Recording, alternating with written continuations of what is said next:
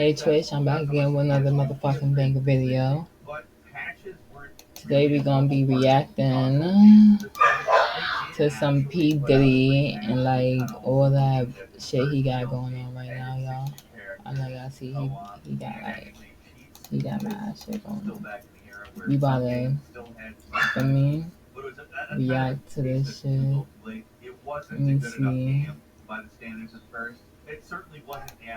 Life really got real serious when you get married. I put up a picture of Wolf and one of Puffy's sons, Justin Combs. Look at him. You tell me. Puff beat up till she got up under the beat up literally till she tried to run up under the car. Wow. The downfall of Diddy is getting crazier by the day, and now his son Justin Combs is allegedly turning on him after viral reports emerged that Justin's biological dad is Diddy's late bodyguard, Wolf.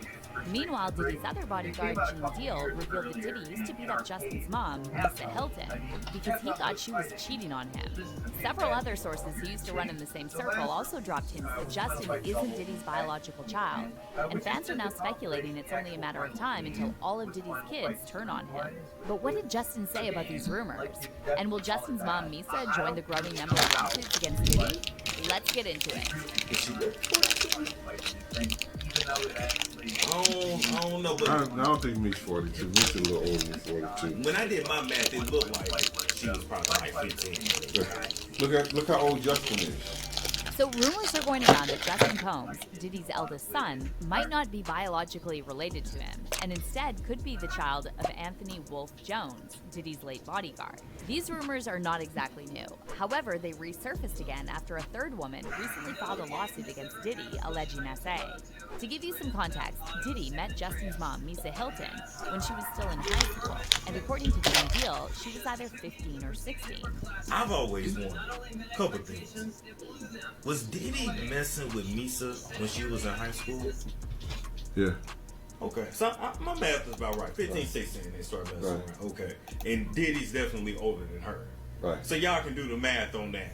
Misa was interested in fashion from a young age, and when she was 17, Diddy got her a job assisting on a Jodeci music video. Diddy and Misa dated on and off for a few years, and according to What is Acorns?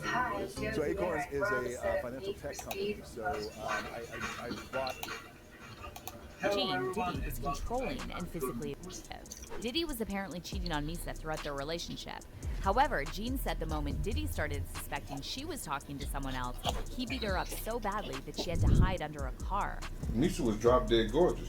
She thought Puff was messing around. I guess like she started talking to the dude from EPMD. He came to see her, and Puff beat up till she got up under the beat up literally till she tried to run up under the car. Wow.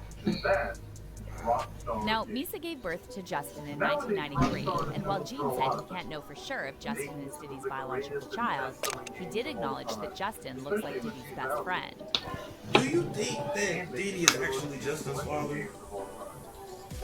I wasn't there, you know, but I make empty windows like, damn, how you son look like your best friend? If you like it, I love it. So we know that Anthony Wolf Jones was Diddy's main bodyguard back in the day, and he worked for him during the infamous 1999 shooting and was partying with J-Lo and rapper Shine. Diddy, Shine, and Wolf all got charged for their involvement in the shooting. However, Diddy and Wolf were acquitted, while only Shine was found guilty and served 10 years in prison. And according to long-standing rumors, Diddy threw Shine under the bus by paying witnesses to testify against him. As for Wolf, he decided to stay close to Diddy. However, this decision is what allegedly led to his demise. Sometime in the late 90s, Diddy started hanging out with Big Meech, a member of the drug trafficking and money laundering organization, the Black Mafia Family, or BMF. BMF made a bold move into the hip-hop scene by founding BMF Entertainment in the early 2000s as a front to launder money from their cocaine sales. They started promoting big-name artists, including Diddy, Trina, T.I., Jay-Z, Young Jeezy, and Fabulous, which was all part of their game plan to make their business look legitimate. However, their plan came to an end in 2005 after the DEA indicted members of the BMF and sentenced both Big Meech and his brother Southwest T to 30 years in prison. Now, a couple of years before this, Big Meech was arrested in connection with a shooting that left Anthony Wolf Jones dead. On November 11, 2003, Wolf was shot and killed outside an Atlanta nightclub. However, Diddy refused to comment on his death. Diddy's lawyer, Ben Brafman, issued a short statement extending his condolences to Wolf's family. However, he said Diddy won't be commenting out of respect for their privacy. However, there's been a lot of speculation that Diddy didn't want to comment because he was protecting Big Meech. And that's because, according to FBI and DEA informants, Diddy accepted money from the Black Mafia family to fund Bad Boy. Anyway, at the time of Wolf's death in 2003, Misa's son Justin was 10 years old, but Diddy apparently still wasn't involved in his life. In fact, according to this article from Today that was published in 2006, Misa tried to get child support money from Diddy. However, he appealed in court and refused to pay for Justin. It's not clear exactly when Justin started living with Diddy. However, Diddy allegedly wasn't involved in Justin's life while Wolf was alive. Now, besides the fact that Justin looks like a spitting image of Wolf, fans are also speculating that Misa recently dropped hints on IG that Diddy isn't Justin's real dad. So back in June, Justin was arrested and charged with a misdemeanor for DUI in Los Angeles. His bail was set at $5,000, and he was released later that same day. And shortly after his release, Misa shared a series of stories slamming Diddy and said that from now on, she's going to protect just my son. She then seemingly addressed Diddy by saying, everyone has to sit around for years and act like there isn't anything wrong with you. This is where the buck stops for me. Misa also referenced Diddy's recent lawsuit against alcohol giant Diageo and wrote, how you go from one of the greatest to ever do it to making all your money off alcohol and suing the damn alcohol company. Sell something healthy that builds people up. I'm sick of it. Not mine. Misa then referenced Diddy's children, saying, the statement, a fish rots from the head down, means that in addition to being a major contributing factor in a family or organization's success, leadership is also the root cause of its failure and demise. The truth shall set you free. And all the children. I love a come to Jesus moment. And then she added, I should have kept my child with me. F-U-C-L-A too. Everybody can get it. But Misa didn't stop there. She also issued a warning to Diddy's chief of staff, Christina Coram, claiming that she tried to handle her. And Christina, if you ever try to handle me again, I will go straight across your head.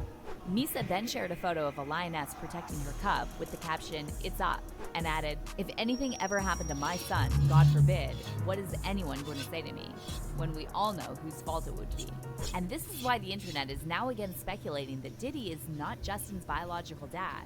One fan shared photos of Misa and Wolf and said, this would make sense, seeing as how this child looks nothing like Diddy, but more like that pair.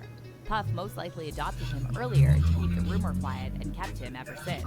And then there's also the fact that Diddy allegedly dated Lori Harvey after she dated Justin. Now, either Diddy is even sicker than we thought and he shares women with his son, or he did that because he knows he and Justin are not related by blood. As for Justin's reaction to all this, well, his actions speak louder than words because he just followed Cassie on Instagram. Meanwhile, Diddy's other son, Christian, is not following her, and it looks like there's a family feud going on behind the scenes. Justin's mom, Misa, also recently followed Cassie, and word on the street is that Misa is now devising a plan on how to get Justin away from Diddy. Now, regardless of whether these rumors about Justin being Wolf's son are true or not, fans are hoping that Justin and Misa will be next to publicly turn on Diddy. One fan said, remembering how Misa Hilton was insinuating earlier this year that Diddy was driving his sons into addiction, and she wasn't going to be silent anymore. I hope they all join up on that lawsuit. And then another person added, it was said Wolf was killed because of Diddy, so now I'm wondering what was Diddy's role in Wolf's death. But how do you feel about all these theories surrounding Justin's paternity? And do you think Justin following Cassie means he'll turn on Diddy? Comment down below, and don't miss out on this next video. Because this is just the beginning of an epic saga that's bound to have twists and turns at every corner. We're about to uncover the truth behind Jamie Foxx's hospitalization and Diddy's alleged involvement.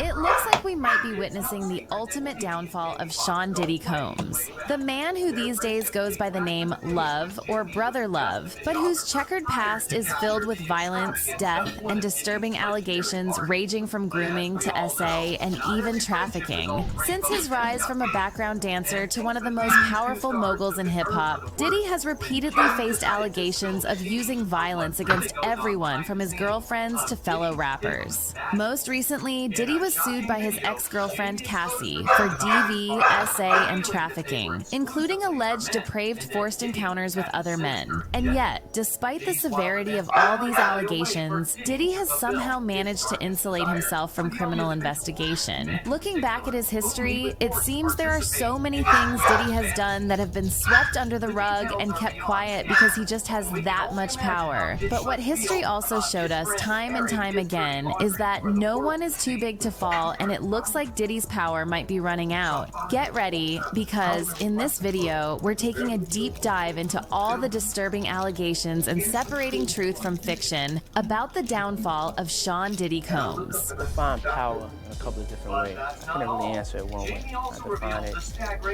in impact, and there's two ways your power can go. Sean John Combs was born in Harlem, New York City on November 4th, 1969. His mother, Janice Combs, was a model and a teacher's assistant, while his father, Melvin Earl Combs, served in the U.S. Air Force and had connections with Frank Lucas, the infamous New York drug kingpin whose life inspired the 2007 Denzel Washington drama American Gangster. In 1972, Melvin was fatally shot at the age of 33 while sitting in his car on Central Park West, and it was later speculated that he was killed for being a police informant. Diddy graduated from Mount St. Michael Academy, where he played football and saw his team clinch a division title in 1986. He earned the childhood nickname Puff because of his tendency to huff and puff when he was angry. Diddy briefly pursued a business degree at Howard University. However, he left after his second year to focus on his dreams of becoming a music mogul. During his college days, Diddy became known for throwing wild parties, attracting up to 1,000 participants, and it was allegedly at one of these parties that 19-year-old Diddy met his mentor, Uptown Records founder Andre Harrell. In 1990, Harrell hired Diddy as an intern at Uptown and later promoted him to talent director. However, Diddy's ambitions were bigger, and he allegedly got involved with some shady industry high who promised him a life of unlimited wealth and power. But that kind of life comes with a price. And according to long-standing conspiracy, that price was a blood sacrifice. While working as an intern at Uptown Records, Diddy earned money as a party promoter, and he allegedly had a rep for packing places over their capacity, a practice that eventually led to a horrifying incident at City College in Harlem when 9 people were crushed to death in a crowd stampede. According to a report by the Source magazine, on December 28, 1991, Diddy and Heavy D organized an AIDS fundraiser basketball game at the City College Gymnasium, and about an hour after the game was set to begin, chaos ensued when more than 3,000 people tried to cram in the already packed gym. 9 people were trampled to death, with the youngest victim, Jabbar Rainey, being just 15 years old. Among the deceased was also the pregnant girlfriend of rapper Father MC, who Diddy had signed to Uptown Records. A few times I thought I was going to pass out because it was hot on that staircase. You know what I'm saying? But when they closed the doors, I knew something was going down. College was a deep experience for me. I was there, I was on the floor, I watched people take their last breath, regurgitate, and die. Gene Deal, the man who would later become Diddy's personal bodyguard, was working security at City College that night, and he later recalled how he tried to warn Diddy they needed more people to clear the entrance, or someone would end up dead, but Diddy told him not to worry about it. I said, yo, I told Puff right then and there, I say, Puff, if they don't do a boxing one outside and get these kids off the door, somebody gonna die tonight. He said, Gene, don't worry about that. Don't worry about that. You just handle the stars once they come inside. Now, Gene also mentioned in the same interview that Diddy's partner, Jessica Rosenblum, was also at the scene that night. They got trapped down the stairs. After they broke through the first glass, they got trapped downstairs, the second door, because Jessica had got scared. That was Puffy's partner at the time, Jessica Rosenberg. She got scared, ran downstairs with the money box and shut the door behind her. And all those people got shut down in there. Jessica was one of the most prominent female party promoters in the hip-hop scene in the early 90s. And while very little is known about her private life, she was reportedly the mastermind behind Diddy's infamous white parties that he started throwing in the early 2000s. And there's also been a lot of conspiracy theories about Rosenblum being part of some kind of secret Hollywood society. The only other prominent female hip-hop music promoter in NYC at the time was Maria Davis. And in 2015, Maria made some very interesting comments about Jessica Rosenblum in an interview with Vibe magazine. You're always nervous trying to get people through the door. And back then, I was the only black female promoter. There was nobody else doing it the way I was doing it. It was just me and Jessica Rosenblum. Puffy, Russell Simmons, and all them used Jessica. They used her and God used me. Now, the fact that Maria said God used her and the others used Jessica made it sound like she was implying that Jessica was pure evil. And a lot of people interpreted this as Maria saying that the likes of Diddy and Russell Simmons sold their souls to the other side. When Vibe magazine prodded Maria to explain what she meant by that statement, she suggested that Jessica was connected to some of the most powerful men in the music industry, including Liar Cohen, the man who has been referred to as hip-hop's evil puppet master. Jessica Rosenblum was very good friends with Russell Simmons and then Liar, you know. So where I had to fight for Mad Wednesday, they didn't have to fight, you know. They got it easy. So clearly, Diddy knew how to network and he established important connections with the upper echelon very early on in his career. Now, at the time of the 1991 Stampede, Diddy was largely unknown to the public. However, as his fame grew, people started speculating that this stampede was some kind of ritual sacrifice that Diddy did to prove to his superiors he was ready to do anything for fame and power. Also, after the 2021 Astroworld crowd crush killed 10 young people during Travis Scott's performance, a lot of people started saying that Travis's reaction to this tragedy was eerily similar to how Diddy reacted to the 1991 stampede. Basically, they moved on.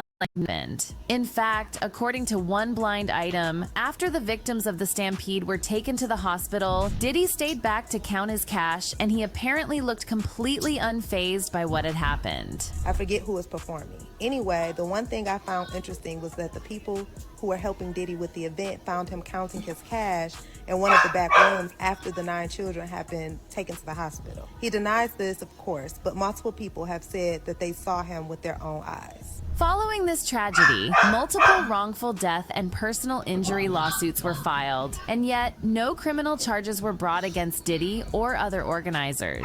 This incident was allegedly one of the reasons why Andre Harrell fired Diddy from Uptown Records. But Diddy already had a plan. In 1993, he founded Bad Boy Entertainment, forming a partnership with Arista Records and bringing along Christopher Wallace, aka Notorious B.I.G.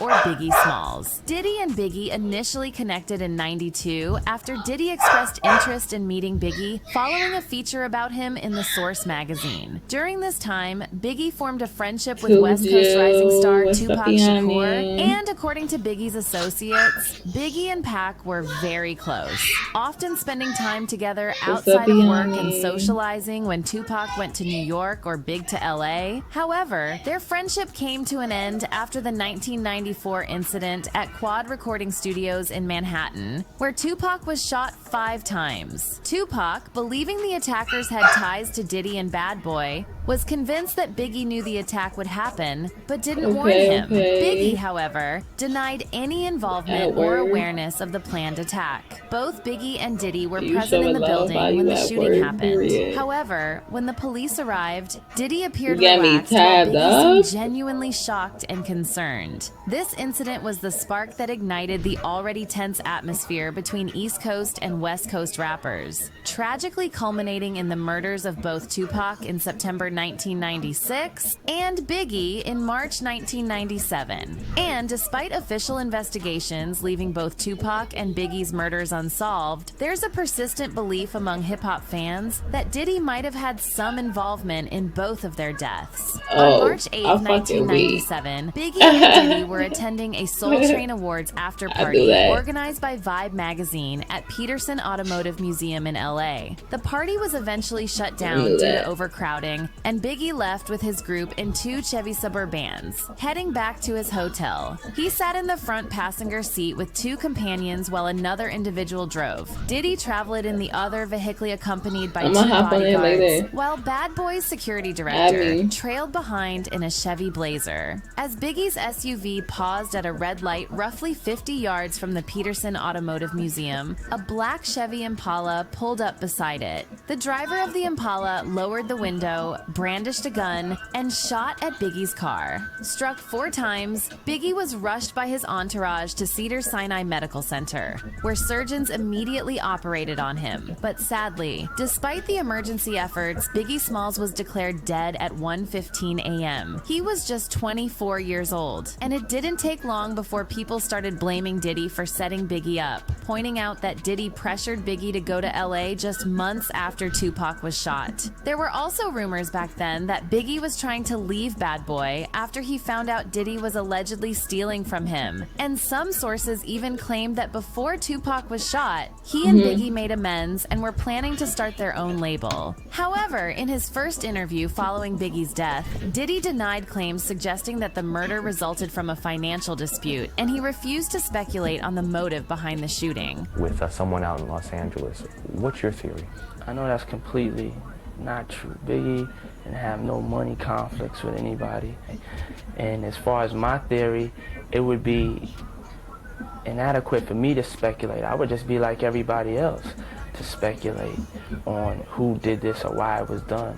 I mean, one thing I do know is that it was evil. While it was widely believed that Suge Knight, CEO of Death Row Records, orchestrated Biggie's murder in retaliation for Tupac's death, a lot of people have speculated that Diddy might have had prior knowledge of the plan and allowed it to happen. An article published by Rolling Stone in December 2005 claimed that Diddy refused to cooperate with the investigation and encouraged Bad Boy employees to do the same. The article also quoted Valletta Wallace, Biggie's mother, who expressed her distrust in the police and seemingly accused corrupt LAPD officers of hiding evidence related to her son's murder. But Valletta didn't just doubt the police. She also allegedly warned Biggie about Diddy, writing in her memoir, "I believe Sean loved my son after he was dead. I used to tell Christopher all the time not to trust Sean." What's also worth pointing out is that Biggie reportedly had no plans to be in LA the night he was murdered, and everyone knew traveling to LA was risky given that Tupac was killed just 6 months earlier. According to Kirk Burroughs, a former executive at Bad Boy, Biggie was scheduled to go on an international press tour in London that day. However, Diddy called and instructed Biggie to stay in LA. He was supposed to leave that early morning,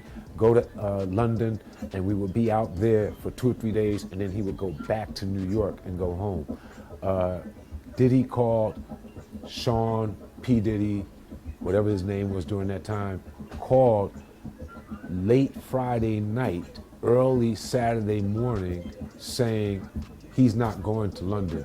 Call Arista, cancel it. Gene Deal also made similar comments, and he suggested that Diddy knowingly offered Biggie's life to save himself. You know Pac just got killed. It ain't no kind of business Big was doing. Big couldn't even walk. He couldn't run. They was pushing him around in a wheelchair, brother. Why the hell would you rent studio time at LA for him to finish your album when in fact you got your own studio, Daddy's house? Let's stop doing these interviews, man, about this shit, because people ain't getting it. He did not want the beef with the Crips.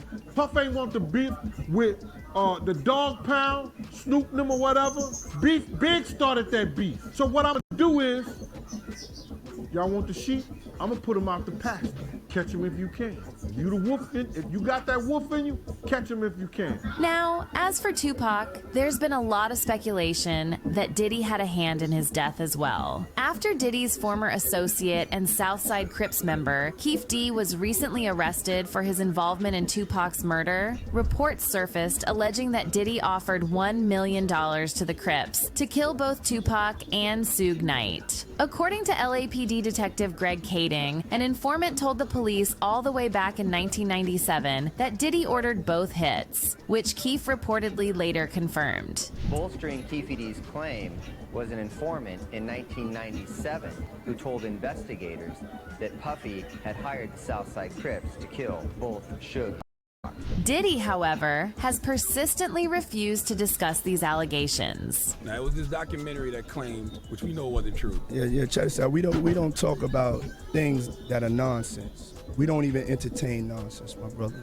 So we're not even going to go there, with all due respect, but I appreciate you as a journalist asking. Thank you. Now, some believe that Diddy's alleged announcement of a $1 million bounty on Tupac and Suge Knight might have been just an attempt to stir up tension and not a direct order for a hit. Prior to the shooting, Tupac and his crew jumped Keefe D's nephew, Orlando Anderson, after Mike Tyson's fight at the MGM Grand Hotel in Las Vegas. The confrontation between Tupac and Orlando reportedly started over Orlando stealing a death row chain from a death row affiliate, Traven Lane, and there were rumors Diddy was planning to use this chain to provoke Suge Knight in a music video. So Tupac's tragic murder might have been the result of a heated situation and nothing more. But despite this narrative, many fans remain convinced that Tupac's murder wasn't random, and that Diddy's $1 million offered to the Crips for targeting Suge and Tupac was a serious proposal. However, Diddy was never investigated over these allegations, and following Tupac and Biggie's deaths, he changed his name to Puff Daddy and tried to reinvent himself as a rapper. But trouble followed Diddy everywhere he went, in a bizarre coincidence. Almost exactly 8 years to the day after the 1991 Stampede, Diddy was involved in a nightclub shooting that left him facing multiple charges and led to a highly publicized trial. The shooting took place on December 27th, 1999 at Club New York in Times Square, where Diddy was partying with his then-girlfriend, Jennifer Lopez, and his friend, rapper Shine, who was signed to Bad Boy. According to a report by Paper Magazine, around 2:20 a.m., Diddy accidentally knocked a drink out of someone's hand, and a man mockingly threw a stack of money in Diddy's face. The man was allegedly Brooklyn ex-con Matthew Allen,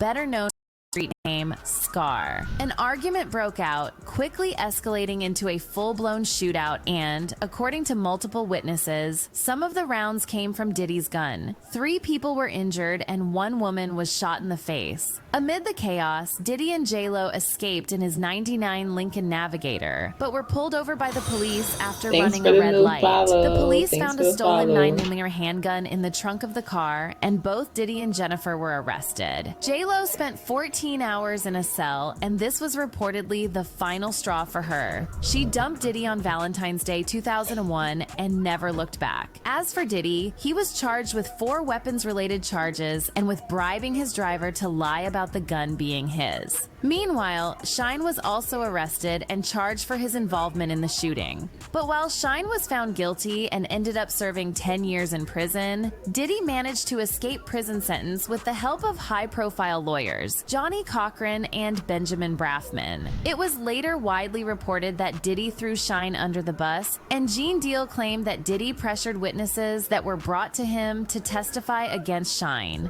And some of those people who were making statements, they was making statements against Shine.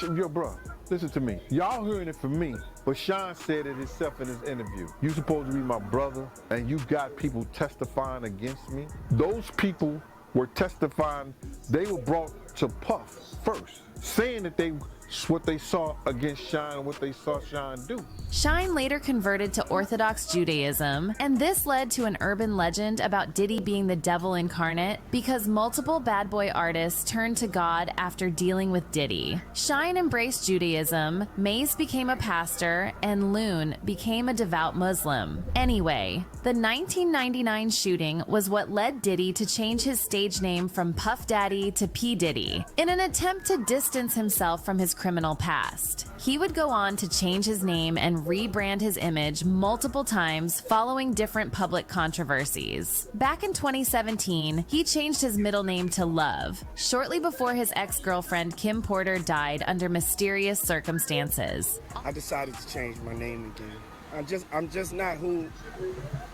I am before. I'm something different. So my new name is Love, aka Brother Love. I will not be answering to Puffy, Diddy, Puff Daddy, or any of my other monikers, but love or brother love, okay? Almost exactly a year after Diddy announced he was changing his name to Love, Kim Porter, the mother of 3 of his 7 children, died suddenly at age 47. According to the official ruling, Kim died of complications of pneumonia. However, many people expressed doubt about this, with some even suggesting that Diddy had Kim killed because she was allegedly writing a tell-all book about him. One of these people is an industry insider and Jay-Z's former background singer Jaguar Wright, who claimed that Kim's initial autopsy showed traces of some kind of poison. Kim died from pneumonia, but there's the first coroner's report that said that she died. It was ruled a homicide, and they found toxins in her body to prove that she had been poisoned. You know, they have poisons that create heart attack and pneumonia-like symptoms. Jaguar also suggested that multiple people who dealt with Diddy were planning to release tell-all books and documentaries before they either got sick or died under suspicious circumstances. Andre was writing a book right before he died. Heavy D was working on a book before he died. Kim Porter was working on a book before she died. And Al B. Sure was working on the documentary of his life. And then he goes into a coma. And then, when Cassie filed her lawsuit against Diddy on November 16th, just one day after the 5th anniversary of Kim Porter's death, Jaguar publicly offered her support to Cassie and claimed that Kim warned Cassie about Diddy before she died. I will advocate for you because, see, I know something that a lot of people don't know. I know that you and Kim Porter had a sit down right before she left us. And I know Kim had some very good advice to give you, and I believe that this is why things are happening as they're happening now. Kim was smart, wasn't she, Cassie? Kept you alive and kept you safe. Another individual who publicly claimed that Kim didn't die of pneumonia was her ex-husband, Al B. Sure, who mysteriously fell into a coma just months after he shared a post referring to Kim's death as murder. In July 2020, Al shared a since-deleted video of himself crying and wrote, "I just found this footage from the morning I learned of Kim Porter's murder and how it ripped the soul from my physical body. I do know very clearly that Kimberly didn't just check out all of a sudden over pneumonia." Albie also added the hashtag "Don't let the love songs fool you," seemingly referencing Diddy's tributes to Kim. And then in November 2021, Albie posted a throwback photo with Kim and claimed she told him she was running, and he advised her to call the FBI. Albie also added a comment, "You would never believe what she went through." Now, as for Cassie, she made a series of highly disturbing allegations against Diddy in her lawsuit, claiming that he subjected her to repeated beatings, SA, and even forced her into sexual encounters with other men. Diddy settled the lawsuit within 24 hours for an undisclosed amount, and while his lawyer, Ben Brafman, claimed the settlement was not an admission of guilt. The public consensus seems to be that Diddy settled to avoid the discovery phase in a potential trial. Meanwhile, more evidence surfaced, seemingly proving Diddy's history of violence against women, including this photo of Cassie that she originally shared in 2014 after returning from a trip to Dubai with Diddy. Other women who were involved with Diddy have also previously shared their horrific experiences, among them Diddy's ex Gina Huen, also known as Virginia V, who claimed in a 2019 interview that Diddy punched her in the head and stomped on her stomach. We was upstairs and we were in his closet and he like pushed me and I fell to the ground and then he like stood over me. So I was like laying on my back and he stood over me and he started like punching me like this. Like he avoided my face, but he like started punching me like on the side of my head and I was just like covering my face. Following Diddy's settlement with Cassie, 50 Cent also seemingly suggested that there are many more victims who will soon come forward against Diddy. In a since-deleted Instagram post, 50 Cent wrote, "He paid that money real quick. Should have done that before the sharks saw the blood in the water. And here they come in 5, 4, 3, 2, 1, every woman he put his hand on." Now, as far as as we know, there is no active criminal investigation against Diddy at this moment. However, fans on the internet are saying it's only a matter of time, and this could likely be the beginning of Diddy's deserved downfall. One fan wrote, "Going against someone as powerful as Diddy was no easy feat. I hope that Cassie is proud of speaking up and speaking out regardless, because she really did that. And her courage is going to be felt by so many other victims to come forward. This isn't the end. Not at all." And another person added, "The chickens are coming home to roost. I am glad Diddy's downfall is finally happening. He has gone on too long without facing serious consequences for grooming, abusing, and threatening young female and male artists. I see more women and men in the music and entertainment industry coming forward to share their stories. But let us know in the comment if you feel the same. Are we really witnessing the downfall of Sean Diddy Combs?"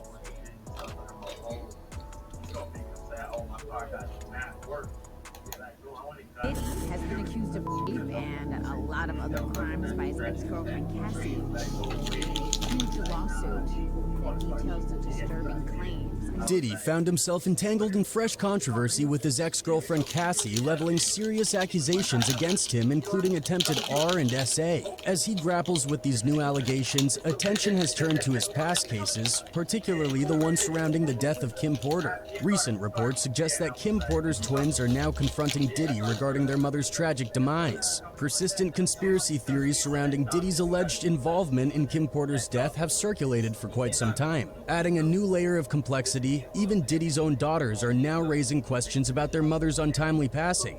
In an unexpected twist, the twins' nanny has filed a lawsuit against Puffy, citing wrongful termination after being fired by Diddy for being pregnant out of wedlock. Business mogul Diddy is currently facing intense scrutiny over suspicions of his involvement in the death of his ex-girlfriend and mother of his child, Kim Porter. 47-year-old Porter's body found after a desperate call to 911. The entertainment world mourning her passing at only 47. Adding to the controversy, Diddy has recently terminated the employment of the nanny, who shared a close bond with his daughters. Sources, choosing to remain anonymous, have reached out to a YouTuber via email to share information, emphasizing the need to protect their identity. The explosive email reads, "These twin girls having questions about the passing of their mother. So to make a long story short, they don't believe their mother passed away from pneumonia." The email not only disclosed the termination, but also provided insight into the reason behind the nanny's dismissal. Apparently, the twins and the nanny were delving into the investigation of Kim's death, prompting a panicked response from Diddy, leading to the abrupt termination of the nanny. Diddy has seen a sudden change in the demeanor of the twins since the nanny was put in place, which caused him to interrogate the twins, and they ultimately asked him what really happened to mommy. Reports suggest that Diddy's decision to terminate the nanny was driven by a heightened sense of anxiety, stemming from concerns that the nanny and the twins were getting too close to uncovering the truth behind his ex's tragic demise. The nanny, who had the well-being of the twins at the forefront of her actions, has now identified herself as Jane Roe and taken legal action against the father, filing a lawsuit for wrongful termination. In an unexpected twist, it has come to light that the nanny is, in fact, a niece of the deceased model, adding a familial connection to the already complex situation. Moreover, the nanny was apparently the first one to discover Kim's death. It has come to light that the nanny in question was, in fact, a family member. On November 15th, 2018, after dropping off Porter's twins at school, Kim's niece returned home to Toluca Lake, California. It was there that she made the harrowing discovery of Porter's lifeless body in the master bedroom, confirming the tragic loss. The nanny was fired as a result. It's all over the blogs. The nanny did not get fired for what they are saying she got fired for. Now, the one filing the lawsuit against Diddy is not just an ordinary nanny, but Kim's own niece. The unfolding situation indeed shrouds the truth in secrecy. Shedding light on her perspective, the nanny reveals that following Porter's death, Diddy asked her to relocate to his mansion and take on the full-time responsibility of caring for his twins. According to her, she was responsible for the twins' 24/7 care. The nanny asserts that Diddy reacted with anger upon learning about her pregnancy in August 2020, expressing extreme displeasure. Subsequently, when she communicated her intention to take maternity leave, Diddy, allegedly infuriated, terminated her employment just before the commencement of her leave. She claims she was told because she was unwed and pregnant. The situation takes on an ironic twist, given that the statement about pregnancy-related termination comes from someone who is the father of 7 children without any legal marriage, with a history that adds an extra layer of irony to his commentary. Moreover, it has been confirmed through legal documents obtained by TMZ that the nanny is indeed suing Diddy. The basis of the lawsuit is Diddy's alleged unjust termination of her employment, despite her claims that she performed her duties exceptionally well. But this fact is denied by the spokesperson for Diddy. He said, quote, "This lawsuit is a meritless shakedown to extort money from Mr. Combs. Raven is not the niece of Kim Porter, as is their legal case to be filed under the anonymity as a Jane Doe. Raven was a part-time babysitter to the twins, who Mr. Combs back in 2018 to provide continuity for the twins following the untimely death of their mother. Mr. Combs graciously permitted Raven to live in his home with her son and treated them like family. Her babysitting services were always intended to be temporary, especially since the girls were getting older and spending most of the day at school. In fact, Raven's transition out of her role was planned and agreed to by her long before she even mentioned that she was pregnant. Mr. Combs will take swift and immediate action to protect his family against these false claims. It's indeed a noteworthy observation that the nanny has willingly disclosed her identity, particularly given the prior efforts to keep it confidential. The fact that she opted to use the same name given by Diddy in the legal proceedings, citing fear of him, adds a layer of complexity to the case. This is when and retaliation. Diddy's claim in court that the nanny was not fulfilling her job responsibilities further intensifies the conflict. Additionally, if the public warnings directed at the nanny are considered, it indicates a broader scrutiny and potential bias in the public narrative surrounding this legal battle. This girl needs to be careful because we know people tend to end up dead around him when they become a liability. Biggie, when he passed, they weren't seeing eye to eye on the money and contract. Her laptop is missing and she was writing a tell-all. This girl needs to tread lightly. Counts the day you put on the hits, the day Diddy admits that he put the hit out, think I pop. The aftermath of Kim Porter's tragic death indeed appears to be marked by controversy and speculation. The notion that Diddy may be linked to Kim's demise has gained attention, especially in light of reports suggesting Kim was set to release a tell-all book exposing Diddy's alleged wrongdoings. The replacement of the coroner in charge of Kim's death investigation adds another layer of intrigue to the situation. The initial coroner reportedly discovered a significant amount of toxins in Kim's body and made this information public. His desire to continue the investigation, fueled by the discovery of suspicious evidence, raises questions about the circumstances surrounding Kim's death and the subsequent handling of the case. They have poisons that create heart attack and pneumonia-like symptoms. However, Diddy refused to allow any interference. He was adamant about preserving the somber, mourning perception surrounding Kim's death. Instead, he decided to substitute the coroner, as the original one took an extensive amount of time to provide a statement attributing Kim's demise to pneumonia. Kim died from pneumonia, but there's the first coroner's report that said that she died.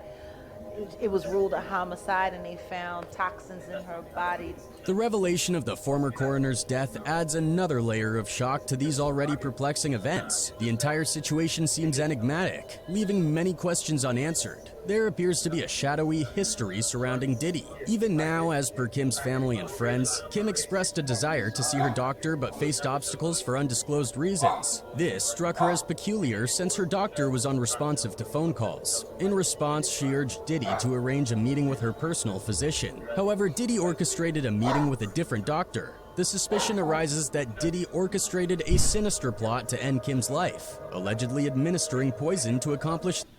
How do celebrities like Justin Bieber and The Rock generate hundreds of millions of dollars? It's actually not this sinister act. The first coroner's report that said that she died, it was ruled a homicide. The plot thickens with additional intriguing details as 2 of Kim's notable friends reportedly reached out to her main healthcare provider. Surprisingly, the physician denied any communication from Kim and professed ignorance about her health condition. Speculation naturally arises, leading people to ponder the possibility that someone else, likely Diddy, had encountered Kim's doctor before she had the chance. This speculation gains credence given Diddy's history of ego, deception, and misuse of power. Even his bodyguard, Gene Deal, appears to have insights to share about Diddy's character. The pieces of this mysterious puzzle seem to be falling into place, revealing a complex web of deceit and manipulation. He used that as a tool to get to everybody's heart, you know, because who Kim was. Everything that he thought that could get to the people's heart, he put up there in that show. One fan commented, quote, Diddy did the same thing he did to all his artists. He reaped the benefits and left them broke. Adding to the web of deceit and manipulation, it's crucial to remember that Diddy is the same individual who betrayed Kim by engaging in an extramarital affair while she was pregnant with their child. The depth of the betrayal intensifies when considering that, in addition to infidelity, he subjected Kim to verbal, emotional, and even physical abuse. You know, when Kim was alive, praying with them, doing whatever he had to do to be with them.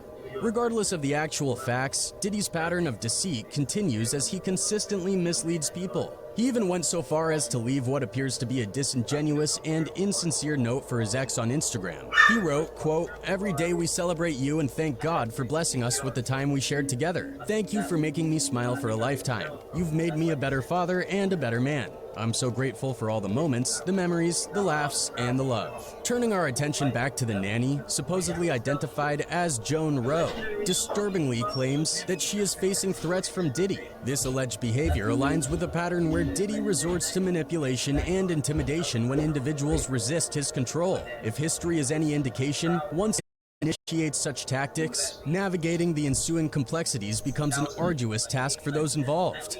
Listen, Puffy's tricking is legendary, and if you become one of his girlfriends, baby, you will tell tales to your grandchildren about what you had, who you met, and how you did it. Remember, Joan is the person who witnessed Kim dead.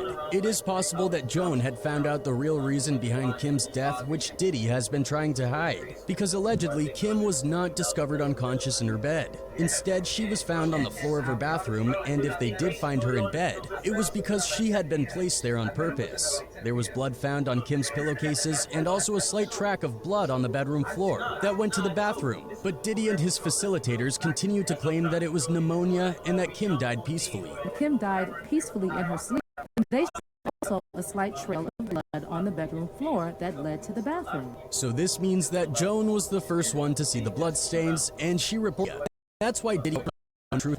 She never wavered fearlessly and exposed everything about Kim's death. Another involvement is Kimora Lee, Kim's best friend. There's been recent buzz suggesting that there's a push to reopen the case surrounding the untimely death of Kim Porter, with her family and friends leading the charge. Notably, insiders indicate that Kimora Lee, Kim's closest friend, is at the forefront of this movement. Observers remember the profound sorrow in Kimora's eyes on that fateful day, having shared a deep connection with Kim and being well acquainted with her vibrant spirit. The news of the potential reopening of the case has understandably stirred emotions for Kimora, prompting her to take an active role in seeking further investigation into the circumstances of Kim Porter's passing. According to Hollywood Life, designer and BFF to Kim was seen crying outside of her late friend's home, and the pictures are crushing. Kimora was seen sobbing outside the Los Angeles home, where her friend had lived, as a coroner carried away her body. In one particular photo, Kimora can be seen standing with her hand over her mouth attempting to hold back tears. It appears that Kimora Lee has chosen to end her silence regarding her best friend's alleged murder and is actively involved in the search for clues. Together with Kim Porter's family members, she is now actively seeking legal advice. This surprising revelation comes from a trusted family friend of Kim Porter. Chatter around Columbus is that Kim's family is seeking legal advice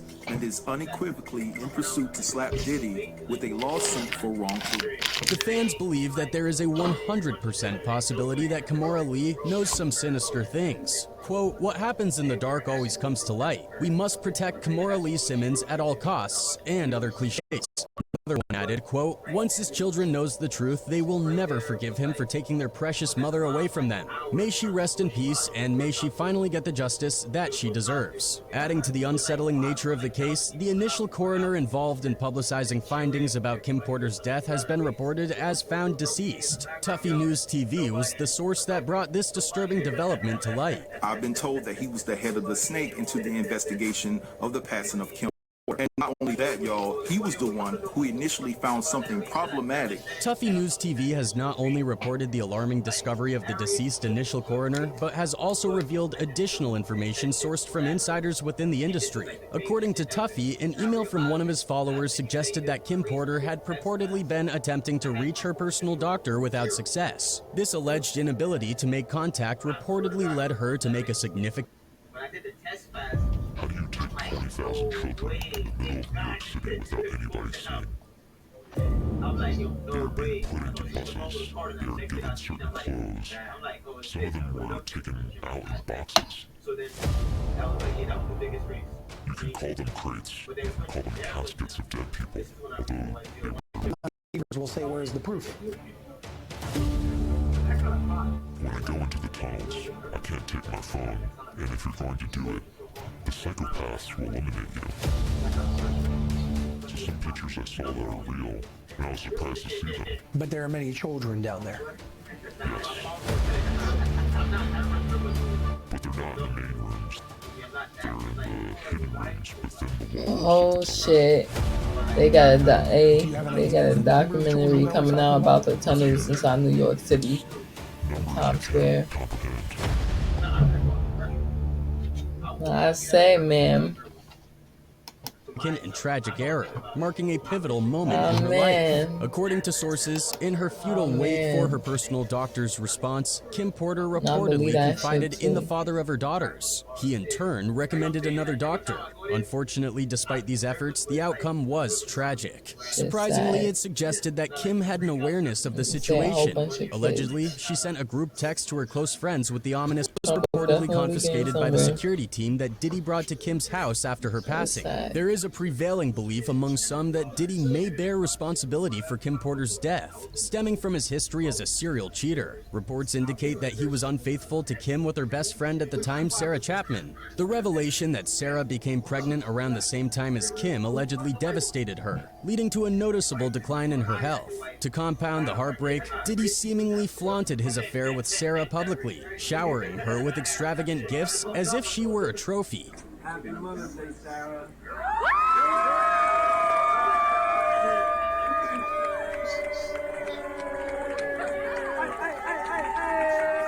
A noteworthy revelation that Kim's friends reportedly uncovered is the denial by the doctor who treated her in her final days that he had any contact with Kim Porter during that period. This assertion has been met with skepticism, as it seems implausible that someone with financial means, such as Kim, would refrain from seeking medical assistance when feeling unwell. Speculation is rife that Kim's inability to reach the doctor may have been influenced by external interference, with rumors suggesting that someone else may have contacted the doctor before she had the chance. A source has indicated that Diddy's enduring influence in the industry has allegedly resulted in the suppression of Kim's book, preventing it published. According to the informant, Diddy has purportedly employed legal measures, filing lawsuits against the involved parties. The claim is that the book contained information exposing his alleged unscrupulous dealings, prompting him to take legal action to now delete the post. I'll be sure Kim Porter's ex-boyfriend and the father of her eldest son hinted that Porter may have been running from something before her untimely death. He indicated that he had urged her to seek assistance from the FBI. She sent me this saying, life imitating art, art imitating life. Now it all makes sense. She told me other stuff too. She was running, I said call the hashtag FBI. It was last summer that the 53-year-old producer publicly cast doubt on the cause and manner of the model/actress's death, claiming in a since-deleted video that she was actually murdered. Quote, just found this footage from the morning I learned of Lady KP's, aka Kim Porter's, M,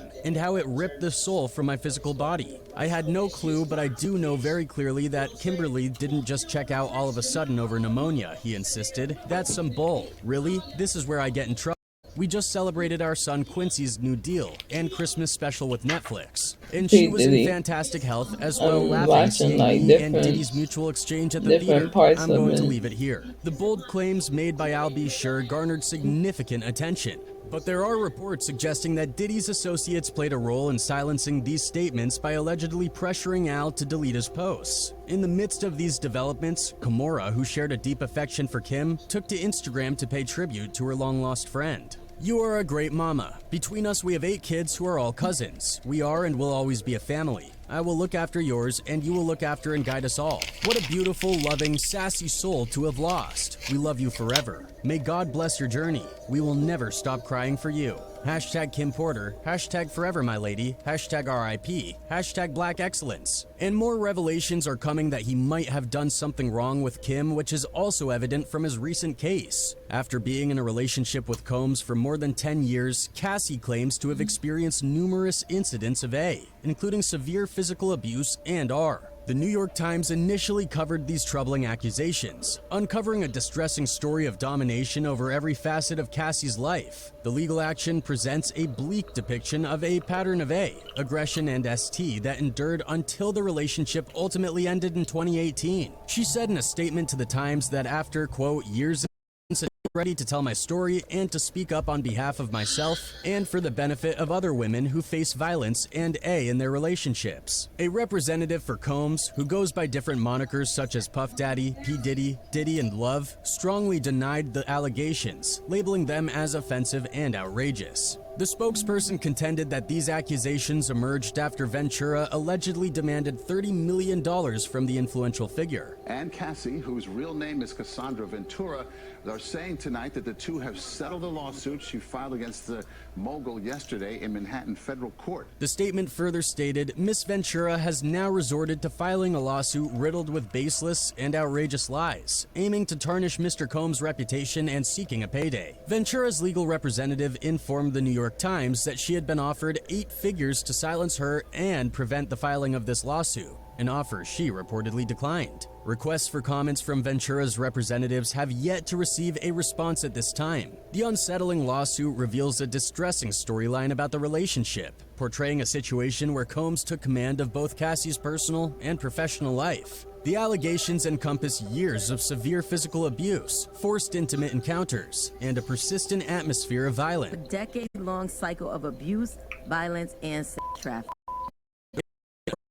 An expansive business empire that extends across diverse industries, ranging from fashion to music. Since establishing Bad Boy Records in 1993, he has played a pivotal role in shaping the hip-hop landscape, collaborating closely with legendary musicians such as the Notorious B.I.G., Mary J. Blige, and Lil' Kim. As per the lawsuit, Combs aggressively pursued Ventura, who at the age of 19 signed with Bad Boy and rapidly ascended to fame. The legal document asserts that Combs forcibly kissed her during a gathering for her 21st birthday, immediately leveraging his power and influence. I wonder what Cassie has told Adam about all of what Diddy and what she's seen and done, and well, now she's telling it all. Citing Combs' position as the founder of Bad Boy Records, the lawsuit claims that Ventura felt compelled to accede to his advances and offers of D to avoid jeopardizing her career. It describes how he enticed her into an ostentatious, fast-paced, and D-fueled lifestyle. Once their relationship began, Combs reportedly treated Ventura to extravagant vacations, financed apartments for her in both New York and Los Angeles, and adorned her with designer clothing while also supplying her with D. The lawsuit contends that this lifestyle was carefully crafted to maintain her complacency and compliance. However, as the relationship progressed, Combs allegedly became controlling and with instances of physical violence such as punching, kicking, and stomping. The lawsuit further claims that he coerced her into holding his guns in her purse on multiple occasions. This history leads him to the thing that Diddy may also have done with Kim Porter too. And on the basis of this, Kim's twins are now reportedly confronting him too to know what he actually did with their mother. That's it for today, folks. Until next time, goodbye. Hey everybody, DJ here. I'm ready. Because of all the essaying and graping with the Cassie and the Aaron Hall and whoever else. As a result, several Academy officials are pushing to remove the billionaire superstar. Several high-profile Grammy people say that they do not want Diddy there. I don't know why you looking at me like that. You the one going broke. Right on the street. Damn, y'all, they don't want Diddy at the Oscar Awards, y'all. He Y'all, so it throwing them looks all like things are finally falling apart for Diddy, and let me tell you, it's not pretty. After 2 weeks of bombshell allegations against him, exposing his dark side, the ultimate blow landed because he has gotten fired from his own company, Revolt TV. But that's not all, because every single one of his sponsors and partners and brands is dropping like flies. And it looks like he might be going broke. Diddy has been having emotional damage after this. career He's might be going down. over, but y'all won't believe what's happening next because there's a major plot twist that we never saw coming. It looks like P. Diddy has I stepped know he aside killed as Kim Porter. chairperson of Revolt Everybody know he TV because killed of all that those girl, allegations man. that's been coming out. And when Now, his according to daughters TMZ and find sources out, closest to them, they have it's direct up. knowledge that P. Diddy has decided last week that he'd make a temporary move away from Revolt TV. Well, this whole Diddy situation has taken a major nosedive, and at this point, it's clear that he's on his way down and nowhere else. I'm not trying to throw shade, but things have been bad for him, and they're only gonna get worse from here. But you know what? I think that Cassie planned this all along. I mean, there's no way she wasn't aware of other women who got hurt by Diddy, and I think this is why she decided to file the lawsuit. Diddy was apparently trying to sort things out behind closed doors before he made it public, but she wasn't having any of that. Her lawyer said Mr. Combs offered Miss Ventura 8 figures to silence her and prevent the filing of this lawsuit. She rejected his efforts and decided to give a voice to all women who suffered in silence. Miss Ventura should be applauded for her bravery. So she dropped the lawsuit, and it's been a wild couple of weeks for Lil Diddy, but the drama's still going strong. And it's been 2 weeks in, and he's still trying to do damage control. But if you ask me, Cassie knew what she was doing all along because it was the best way for her to get revenge. For one, she ended up exposing Joan over the years. And listen, none of us expected him to be this dark. Also, she played the smart game and made some good money out of it. You see, by making things public, I bet she managed to negotiate a fatter settlement than what she would have gotten if she hadn't filed. Rumor has it that she might even settle for $100 million. Now, I can't confirm that tea, but one thing's for sure, she got way more than $30 million that she initially threw on the table. It's like a strategic win-win move for her. Oh, she God. played her cards right. Because even though he silent, even though he paid her to silence her, they still published it. But honestly, I think we need So to give really Cassie was a her win-win. flowers because she pulled a move that not many would dare to do. She's earned every bit of praise coming her way. And just to clear things up, it was a civil lawsuit, not a criminal one. So no, Diddy wasn't facing jail time or probation or anything like that. The end game here was always to chase, sparing herself time and unnecessary trauma. I mean, seriously, can you imagine her reliving all that mess on the stand with Diddy's lawyers attacking? The Stallion versus Tory Lanez courtroom drama went? Well, multiply that by 10. And if you have an idea of what it would be like for Cassie, then you know it would have been traumatic. And Cassie wisely dodged that bullet. No one wants to go through that level of public scrutiny and tearing her apart. So yeah, she made the call that was best for her own well-being and sanity. But the thing is, she actually ended up exposing Diddy because the things she said in the lawsuit left us all shook. The lawsuit started off by revealing that Diddy essayed Miss Ventura in her own home after she tried to leave him, often punched, beat, kicked, and stumped on Miss Ventura, resulting in his burst lips, black eyes, and bleeding. Forced Miss Ventura to engage in intimate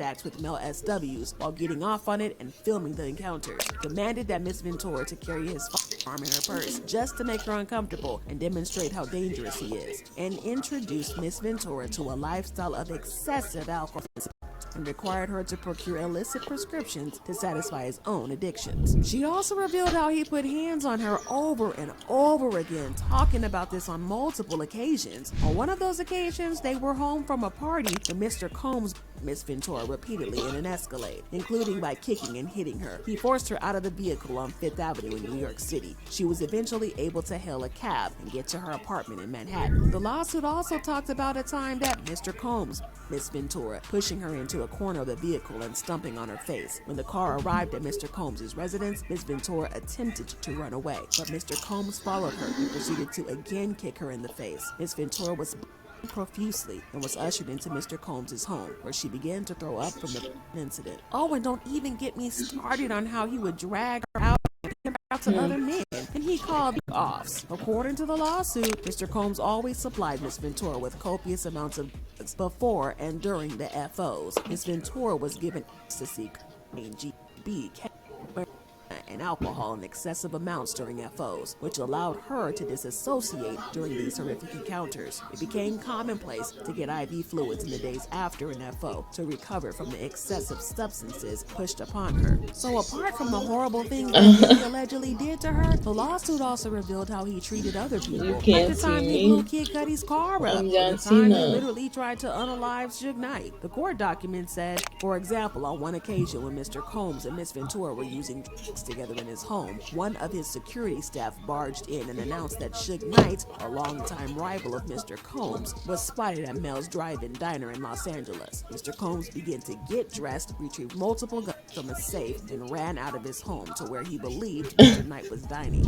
At first, Diddy denied the lawsuit, but he eventually closed and settled after one day. However, his lawyer insisted that just because he settled doesn't mean that he is guilty. They released a statement that said, just so we're clear, a decision to settle a lawsuit, especially in 2023, is in no way an admission of wrongdoing. Mr. Combs' decision does not in any way undermine his flat-out denial of the claims. He is happy they got to a mutual settlement and wishes Miss Ventura all the best. Oh, and remember how I said that Cassie's lawsuit opened up an entire can of worms and people have been coming for Diddy? Well, Suge Knight spoke up from prison and backed Cassie up on this. And he went on to reveal that Diddy even beat up his assistant Capricorn because she covered up for Cassie when Cassie started dating Kid Cudi. It's not like it's new news.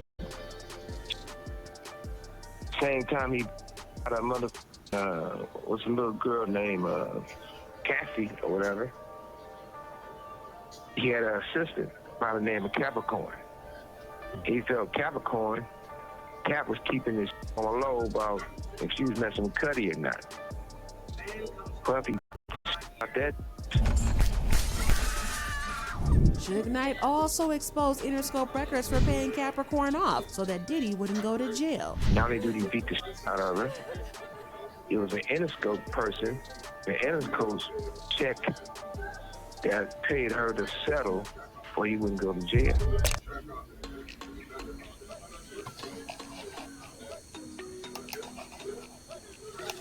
Well, the assistant also came out to expose Diddy's bad behavior, and she said, don't take the path of the wicked. Don't follow those who do evil. Stay away from that path. Don't even go near it. Turn around and go another way. Proverbs 4:14, doors be unlocked. You gotta be willing to walk away from the money. Full stop. 2011 was hell. She exposed the industry for enabling Diddy's bad behavior and covering up for him while watching him hurt women and people around him. She said, black women the sacrifice for the effery. Last 11 years of my life, I had to deal with everyone's nonsensical allegiance to the devil. I pray that ends. I don't think highly of any of you. Can't keep your head down and pretend it's just cool no more. Do better. She finally said, they will skin you and wear you, baby girl. Then pretend they never wanted to skin. Kim was the only person who didn't switch up. The only one. Dark times. I'm personally very triggered. I pray it's over. I never deserved this. R.I.P. Kim Porter. Okay, so aside from Cassie's lawsuit, Diddy has not one, but two new lawsuits that were filed against him. And if you're wondering why all these women are stepping up now, it's because Cassie's lawsuit gave him the courage and tell the truth. And if that wasn't enough, there's the fact that the New York Adult Survivors Act was due to expire. The act was a law giving adult SA survivors a 1-year window to sue, no matter when the statute of limitations ran out. So it was their last chance for justice. And that's the reason you're seeing this wave of women finally standing up against Diddy. It's a mix of Cassie's bold move and the clock.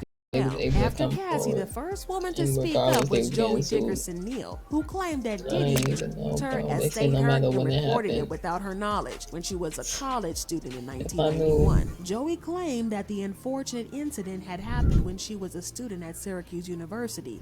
Diddy started going after her, begging for a date. She revealed that she was uninterested in him because she had heard talks about him and how he used to put hands on women and treat them badly. She reluctantly agreed to go out to dinner with him and after that, he convinced her to go with him as he ran some errands. But what she didn't know was that Diddy had allegedly spiked her drink while she stepped away from the table for a bit. According to the reports, the complaint alleges Combs intentionally drove Dickerson Hill, leaving her unable to stand or walk. The suit said she left her drink unattended with him at the restaurant, and afterward, under alleged pressure from Combs, she took a hit from a blunt. They then drove to a music studio, the suit stated. When Dickerson Hill couldn't exit the car, Combs allegedly took her to a place he was staying to S.A. her, according to the filing. Even worse, she revealed in the lawsuit that Diddy had made a video of him S.A.ing her, and he shared it around. Reports have it that days later, a male friend named Devontae Swing, a member of a popular 90s R&B group Jodeci, revealed to Joey that he viewed an adult tape along with other people, according to the lawsuit. Joey said Swing feared his band would lose its record deal if he spoke against Combs. She also released a statement saying, "I am so thankful for the bravery of the other women that came forward, the Adult Survivors Act which opened up the filing window to seek justice, and the unwavering support from my attorneys." Dickerson Hill said in a statement Friday, "For 32 years, the only people I have been able to confide in were my close friends and therapists. I'm feeling as if the darkness has been lifted and I can really move forward in achieving my full potential." This is very interesting because this case has some similarities with Cassie's case. Cassie talked about how Diddy pretty much forced her into a relationship against her will, and she's also claimed that he used to trick her into taking drugs. He would either S.A. her or pimp her out to other he watched and also recorded. I mean, 50 Cent even revealed that Diddy himself used to send out videos that he took of Cassie and other men. On telephone after the meeting. Right. And be like, matter of fact, they sent me the girl pictures, like pictures of this girl, like, not the y'all saw. Worse, way worse. Join the BC. Like penetration pictures and Nah, come on, man. Here's one thing you need to do before buying anything online. Don't spend another dime on Amazon until you watch this first. Watch this. He called Diddy to let him know what was going on, and from Diddy's response, 50 could tell that Diddy was the one who had been sending the videos around. I really kind of felt like those photographs were not happening because of Cassie. I felt like they was happening because of Puffy. Right. Oh, wow. You know what I'm saying? Because when a girl moves from a man and she upgrades, niggas be insecure, you know what I'm saying? They start feeling some kind of way, especially like. So it turns out that Cassie was not the first woman that Diddy did this to, and it's just horrible. As expected, Diddy's lawyers denied the allegations, saying, "This last-minute lawsuit is an example of how a well-intentioned law can be turned on its head. Miss Dickerson's 32-year-old story is made up and not credible. Mr. Combs never assaulted her, and she implicates companies that do not exist. This is purely a money grab and nothing Big more." Honestly, K2. Diddy, your lawyers need to get a little more creative than that, because that's the same thing they said about Cassie and her K2. lawsuit. They initially said Diddy wasn't admitting to anything, but surprise, surprise, they settled. So saying he's not Where you admitting been guilt at? is something that they probably thought was gonna hit, but actually doesn't. But guess what? Joey's lawsuit was not a one-off thing. Another bomb dropped when an unnamed woman called Jane Doe accused Diddy and singer Aaron Hall of S.A.ing both her and her friend. Jane Doe spilled her truth, claiming that they all met at an event hosted by MCA Records.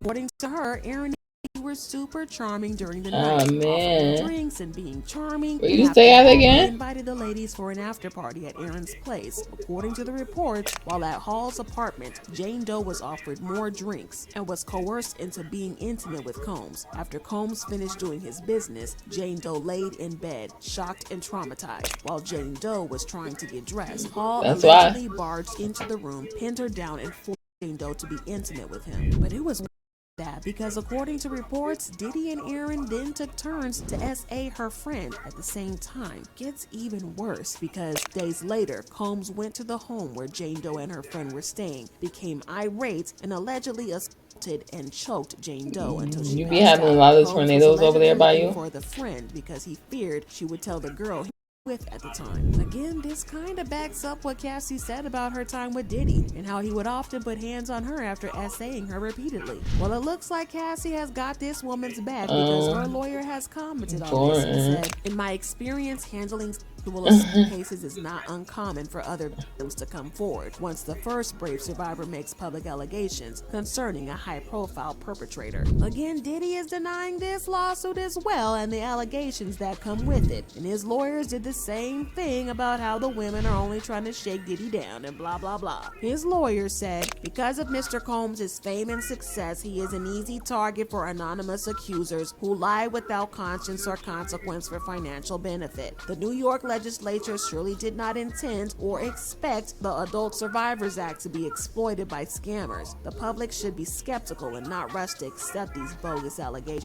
Now, at first, it looked like Diddy and his legal team were playing it cool. Deep down, they are terrified about the lawsuits because it's not just Diddy in the crossfires. It's his whole business empire catching the heat. They're hitting him where it stings, and they're hitting hard. See, Cassie's lawsuit wasn't just against Diddy. She also named his companies Bad Boy Entertainment, Bad Boy Records, Epic Records, Combs Enterprises, LLC, and Dole Corps. But wait, there's more. Just when you thought it wouldn't get wilder, a few days after Cassie's legal cannonball, his companies found themselves in another lawsuit. This time, Harvey Pierre, the former president of Bad Boy Records, is in the hot seat for SA accusations. According to reports, the lawsuit filed in New York Supreme Court accuses Harvey Pierre, a former president of Bad Boy Entertainment and Bad Boy Records, of engaging in a year-long pattern of grooming the unnamed assistant, leading to SH of plaintiff and SA from approximately 2016 to 2017. Pierre essayed plaintiff on multiple occasions in New York City and other locations throughout the country. However, a representative of the company released a statement saying, "These allegations are from many years ago that were never brought to the attention of the company. Neither the plaintiff nor the executive are current employees of the company. We are now investigating the allegations, and our top priority is the safety and well-being of our employees." Wait a minute, hold on, because there's more drama unfolding. You remember Joey, the woman who dropped the bomb about Diddy drugging and essaying her back in college? Well, she didn't just name Diddy in the lawsuit. She dragged Bad Boy Entertainment, Bad Boy Records, and Combs Enterprises into the legal battle. And Jane Doe's lawsuit also named MCA Music Entertainment Group and Geffen Records as defendants. But it's even worse because Diddy's pockets are taking a hard hit as well. Reports have it that he is bleeding money faster than you can say lawsuit. Not only is he settling lawsuits left and right, but he's also reportedly paying out money to people just to keep them from filing more lawsuits against him. It's like a lose-lose situation, and Diddy's feeling the squeeze. But if that wasn't bad enough, the sponsorships and brands that used to partner with him are now ghosting him and cutting him off. He's becoming a walking risk, a liability, and no one wants to touch with a 10-foot pole. Macy's was the first brand to announce that they would no longer be carrying Diddy's clothing line Sean John, and they released a statement saying, "As part of our ongoing review of our brand portfolio, the Sean John collection has started to phase out of assortment since early fall 2023.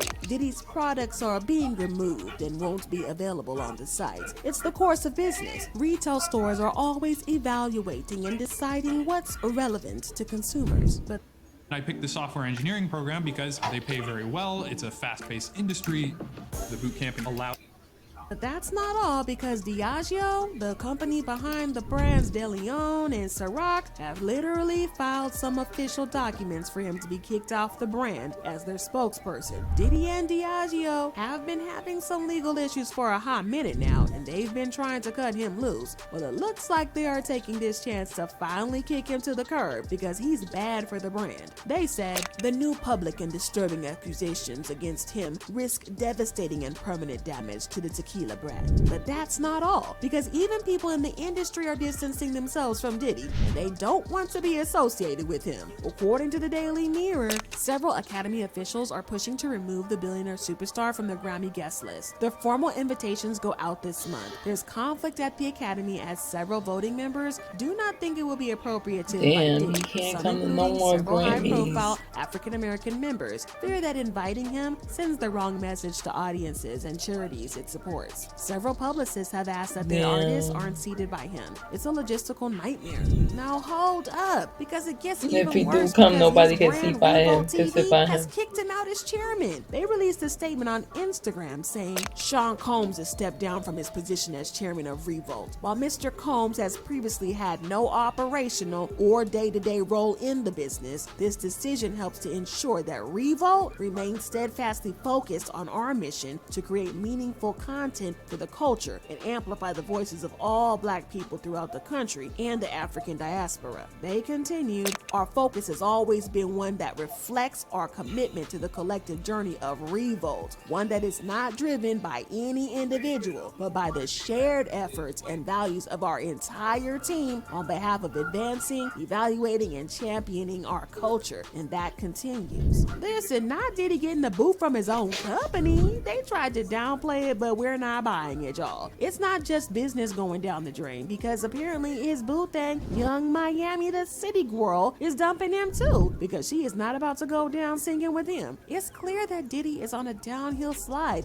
Miami is not trying to go down with him. Y'all, this is a whole lot and a this. According to an insider, Diddy thought this would have blown over by now, especially since he settled the lawsuit with Cassie. He knows that everything is about to crumble around him, and he never thought this would happen. He allegedly has lost almost $200 million, and he is going to lose weeks to come if things keep going on like this. Well, people actually in the streets don't feel bad for him or Miami, and they believe in comments saying, to all the men saying Cassie's suit was a cash grab, she did exactly what needed to be done and left with some cash as well. She played it smart. Diddy's fallout is merciful compared to what all of his alleged victims experienced. Losing a Grammy nomination, jobs, opportunities, and money does not compare to the loss of life or basic human rights. And Miami is going to end up in jail if he goes. He's going to send her ass up the river. She knows too much and talks too dang much. She has validated his bad behavior in tweets and interviews.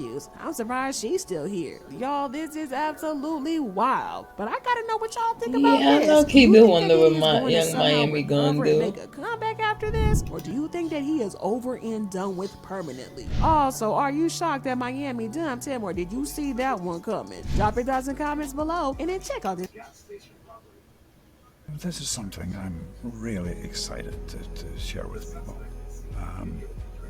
They're afraid their kids going if they acknowledge the material. This shit getting So they don't juicy, give me man. the trophies. I got the checks. I didn't get the trophies. They got all the trophies, man. That's because he signed that contract. What contract? No, if you don't sign, you don't give him a trophy, she ain't coming. Singer Cassandra Ventura, whose stage name is Cassie, has sued music mogul Sean Diddy Combs, accusing him of rape, alleging she endured over a decade of violent behavior. Trapped by Mr. Combs in a cycle of abuse, violence, and sex trafficking. I'm telling you. Yes, I'm telling you. Look, later you're going to find out a little shit that I be saying. Do you understand what I'm saying? Man, listen, I'm trying to tell you the truth. But the truth, sometimes it hurts. Right. With the recent Cassie news, 50 Cent became vocal about Diddy and Jay-Z doing some hella shady stuff to boost their careers, you know? He's throwing out some heavy accusations too, saying they might be involved in the deaths of other rappers. You think 50 Cent actually knows some dark secrets about Jay-Z and Diddy sacrificing other artists to climb the ladder?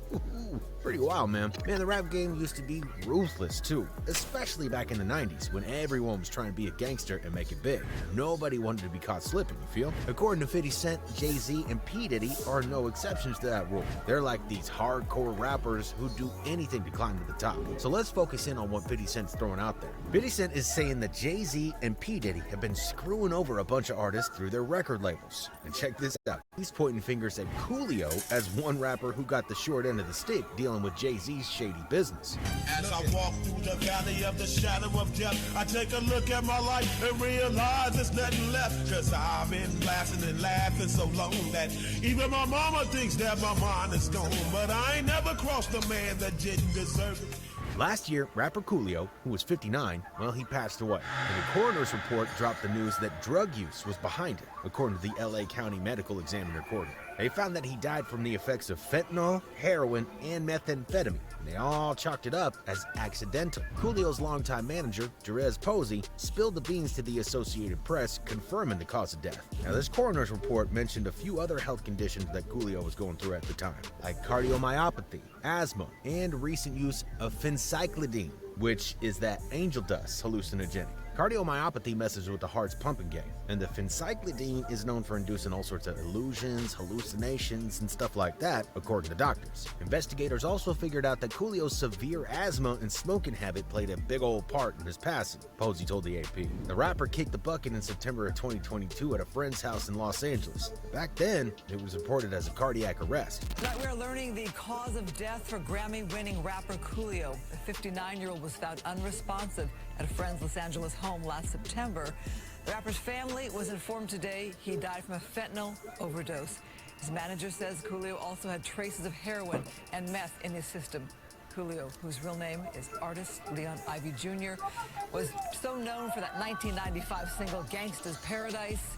His 1994 debut album titled It Takes a Thief also scored a top 10 hit with the single Lakeside. Sheila Finnegan, Coolio's manager, confirmed his death in a statement to USA Today, expressing gratitude to fans worldwide. Born in Pennsylvania in 1963, Coolio hit the scene in the 80s. It wasn't until 1995 that he blew up with that big old hit of his, Gangsta's Paradise, which actually earned him a Grammy for Best Rap Solo Performance in 1996. Coolio had a solid career with 8 albums and appearances in film and TV shows like Futurama, Charmed, and The Nanny, and he definitely left his mark on the world. For months, nobody really knew what went down with Coolio's death, and a bunch of folks out there thought it was just a heart attack. But, you know, Coolio's close crew and fam, well, they were all in the loop about him dealing with some real heavy health stuff for years. Even still, there were some whispers, and some folks thought that Diddy and Jay-Z might be mixed up in Coolio's demise. Why is that? Well, apparently, Coolio spilled tea in The world is ready. Come join the action and study for a film degree with us. some interviews right before he passed, hitting that he was legit scared for his life. Word was he had some industry dirt and was about to expose some shady characters, so they had to shut him up real quick.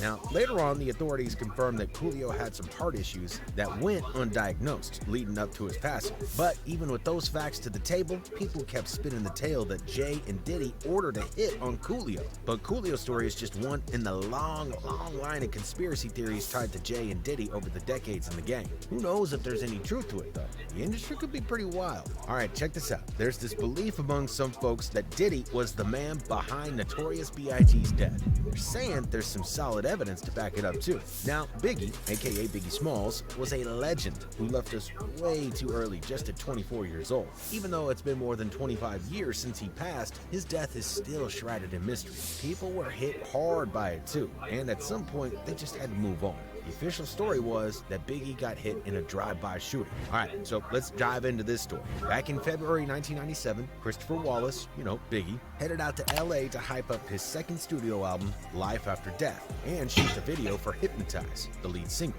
Now, on March 5th, he's on the radio with the Doghouse in San Francisco, spilling that he's got security on lock because he's genuinely worried about his safety. It's not just the East Coast, West Coast hip-hop beef causing paranoia for him.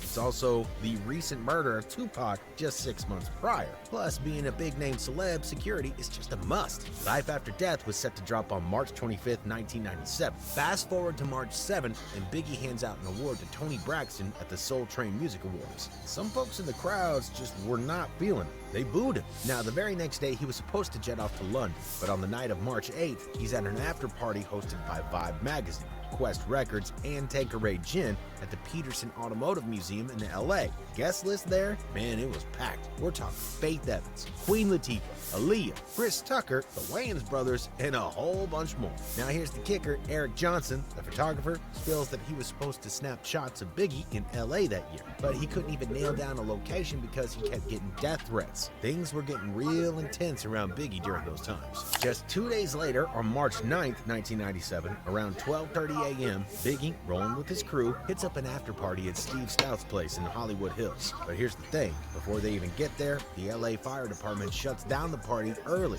because of smoking, loud tunes, and the place was just getting too packed. Biggie's riding in the front passenger seat with his crew, including Damon D-Rock Butler, Lil Cease from Junior Mafia, Sean Combs, aka Puff Daddy at the time, is in the other SUV with his squad. They're trailed by a Blazer with Paul Offord, who was Bad Boy Records security director, and an off-duty Inglewood cop named Reggie Blaylock. Alright, so around 12:45 a.m., the streets are buzzing with people leaving the museum, and Biggie's SUV stops at a red light at Wilshire Boulevard and South Fairfax Avenue just 50 yards away. 2 minutes later, a dark Impala rolls right up next to Biggie's Suburban. The driver, a black dude, rolls down the window, pulls out a 9, and starts firing at the SUV. 4 shots hit Biggie. His crew rushes him to Cedars-Sinai Medical Center, where doctors tried to save him with emergency surgery, but sadly he was declared dead at 1:15 a.m. at only 24 years old. Now, the autopsy report, released 15 years after the tragedy, it breaks down all the shots